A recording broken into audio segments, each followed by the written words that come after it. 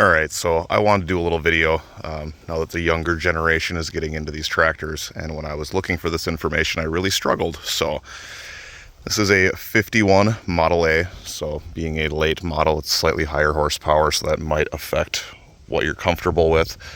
But tractor's in good condition, makes decent power. I don't have too much of a problem with the 5-footer. With the early A's, I don't think I'd recommend going with a 5. It'll do it, but it might struggle a little bit. This one with taller grass does struggle. Generally have to do 2 passes and you're stuck in first gear. So with thinner grass like this, I can get away with second or maybe even borderline third. But got an original John Deere 3-point on here. These are technically a Cat 2, even though people label them as a Cat 1. This is a Cat 1 implement, so it does hook up and works fine. I did have to put spacers in there. Had to get a little creative with the top link since these are not a standard 3-point top link. There's supposed to be a big C-shape piece in here that somewhat adjusts your height, and that is for a standard top link though. So that is how I got away from it on this one. Took that link out, and I don't know if this is original or what somebody put on here, but it worked good for me. My adjustment is completely screwed up and seized solid on these arms to get your level right. So what I ended up doing was disconnecting these lower arms, lifted it up until the mower was level, and then drilled new holes.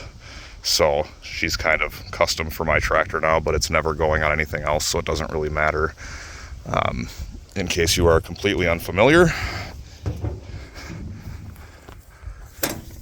here's your PTO engagement. To the right is off, left is on. When it is on, the rotation of the mower will continue to push the tractor after you release the clutch. So what I generally do if I'm trying to slow to a stop without running into anything, I will kick that lever back to the right, releasing the PTO, and then I can actually stop the tractor like normal. However, you do not want to try to engage that with the tractor running and the mower spinning at all. It will grind like a bastard. So again, this is a 5-footer and a late Model A, so it's the higher 30 horsepower, I believe.